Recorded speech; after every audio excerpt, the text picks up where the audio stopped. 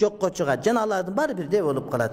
Анда Алланы таанып билүүдөн жана ага ыйман келтирүүдөн пайда жок болуп калат. Ыйман келтиргениң деле келтирбеген тозокко чыга бере турган болсо, анда ыйман келтиргендин пайдасы жок болуп калып атпайбы? Жок, андай эмес. Ыйман келтирген, мунун пайдасы өз түрдө бар. Ал эмес, сени жакшы көргөн, жаман көргөндөргө кандай мамиле кыласың? Жакшы көргөнүңү тойго чакырат, жаман көргөн чакырбайсың тойго сен. Ыйман биякта турсун.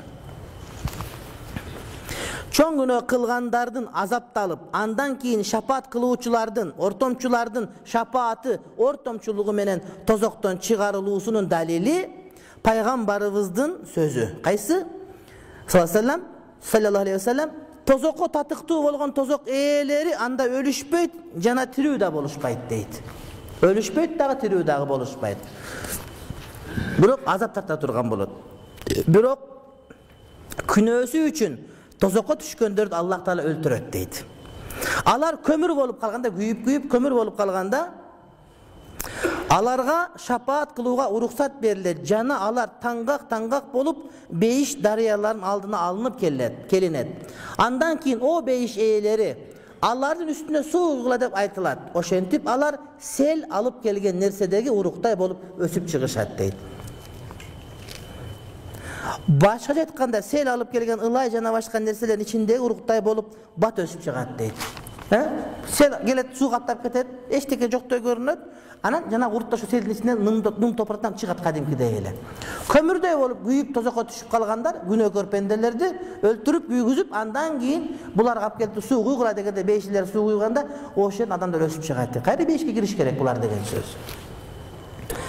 Имам Муслим риваят. Ошондой эле пайгамбарыбыздын алейхиссалам тозоктон бир коом Мухаммеддин саллаллаху алейхи ва саллям шапааты менен чыгышат жана бейишке киришет.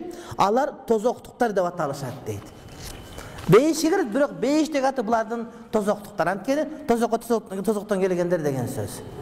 Тозокто түшүп, анан кайра бейишке келгендерге жанагы биз бирөөлөр зектер деп түрмөгө түшүп келгендер, дагы бирөөлөр бирнеке деп койгон сыяктуу, буларды тозоктуктар деп коет экен. Мен бирөөнү жамандагым келген жок, төмөнөтүм келген жок, бирок ушинтип айтылынат бизде.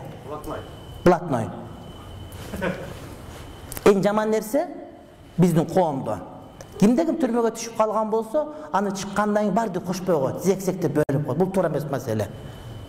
Балким түрмөдө көп нерсе ойлонуп, сенга караганда жакшыга түшүп кетти. Балким ошол түрмөгө бейжазык түшүп калды.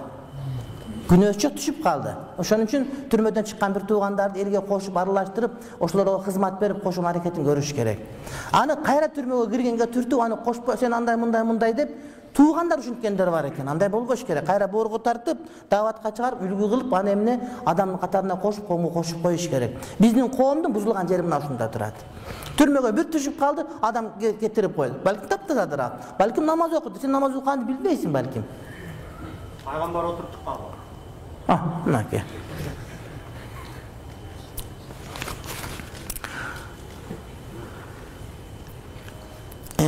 İmam Bukhari rivayet. O İslam jana аны жолдогондордун жардамчысы болгон Аллахым, бизди өзүңө жолукканча исламда бекем кыл дейт.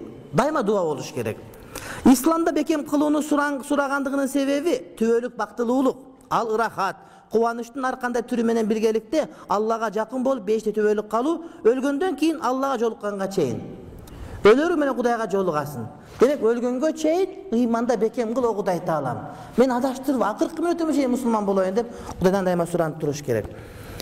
Исламда бекем болуу менен болот. Анткени эти бар кылына турган нерсе иштердин эң аягы. Кечке жаннаты болуп жүрүп, өмүрдүн акырында капыр болуп кетсең, Кудай сактасын. Кудай Таалам өзү деле ошого ыңгайлаштырып коет. Карыган сайын күнөө иш кыла албай каласың. Зина кылайын дейсиң, зина кыла албайсың. Колуңа кебей калат. Көрөйүн дейсиң, көзүң көрбөй калат. Уурдайын дейсиң, күчүң калбай калат. Көзүң жакшы көрбөйт мисалы үчүн. Уктайын дейсиң, уйку келбей калат. Көрдүңбү? Кудай Таалам сага мүмкүнчүлүк түзүп берет. Ошо карыган сайын такыбалык менен кетсин деп. Кээ бир адамдар ошон үчүн карыганда алжып деп ушинтип жаман көрөт. Карыганда адам аксакалдык болбой, жашка окшоп кетсе, адамдар баары жаман көрөт. Аны бирөө мактабайт деле. Көрдүңбү? Демек, канунга каршы кылып атат деген сөз. Пайгамбарлар күнөөдөн тосулгандыктарына карабай, исламда бекем болууну жана ошол абалда өлүүнү сурашкан.